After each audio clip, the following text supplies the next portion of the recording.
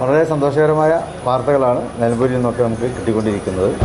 പ്രതീക്ഷിച്ച ലീഡിലേക്ക് UDF മുന്നേറിക്കൊണ്ടിരിക്കുകയാണ്. ഇപ്പോൾ 1-2 പഞ്ചായത്ത്, വൈക്കാട് പഞ്ചായത്ത് എണ്ണിക്കഴിഞ്ഞപ്പോൾ തന്നെ ഏതാണ്ട് 3000-ഓളം വോട്ടിൻ്റെ ഭൂരിപക്ഷം സൗഹൃദത്തിന് കിട്ടിയിട്ടുണ്ട്. ഇനി മറ്റു പഞ്ചായത്തുകളിലും ഇതേ ആവർത്തനം തന്നെയാണ് ഞങ്ങൾ പ്രതീക്ഷിക്കുന്നത്. ഭരണവിരുദ്ധ വികാരം അത് വളരെയേറെ പ്രതിഫലിക്കുന്നുണ്ട് ഈ റിസൾട്ടിൽ. ഐക്യ ജനാധിപത്യ മുന്നണി അവിടെ രാഷ്ട്രീയം മാത്രമാണ് പറഞ്ഞത്. മറ്റുള്ളവർ മറ്റു പലതും പറഞ്ഞിരുന്നു, പക്ഷെ അതൊന്നും ഏശാൻ പോകുന്നില്ല എന്നുള്ളത് ഞാൻ പുതിയ ട്രെൻഡ് നോക്കുമ്പോൾ നമുക്ക് മനസ്സിലാക്കുവാൻ കഴിയും. ലീഗ് വോട്ടുകൾ കറക്റ്റ് വീഴുന്നതിൻ്റെ ഒരു കോൺഫിഡൻസ് ആണോ ഇത്ര നേരത്തെ മാധ്യമങ്ങളെ കാണുന്നത്? തീർച്ചയായിട്ടും അവിടെ മുസ്ലിം ലീഗ് മാധ്യമങ്ങൾ എത്ര നേരത്തെ കാണുന്നത് തങ്ങൾക്ക് യാത്ര ഉണ്ട്, അതുകൊണ്ടാണ്.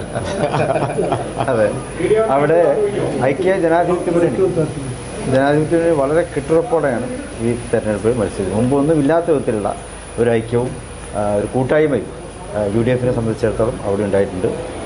തീർച്ചയായിട്ടും അതിൻ്റെ ഒരു നല്ല പ്രതിഫലനം അവിടെ ഉണ്ടാവുക തന്നെ ചെയ്യും. അതിപ്പോൾ റിസൾട്ട് ഫുള്ളായിട്ട് നമുക്ക് കാത്തിരിക്കാം. അപ്പോൾ നമുക്കൊരു അന്തിമ വിജയത്തിലേക്ക് എത്താൻ പറ്റും.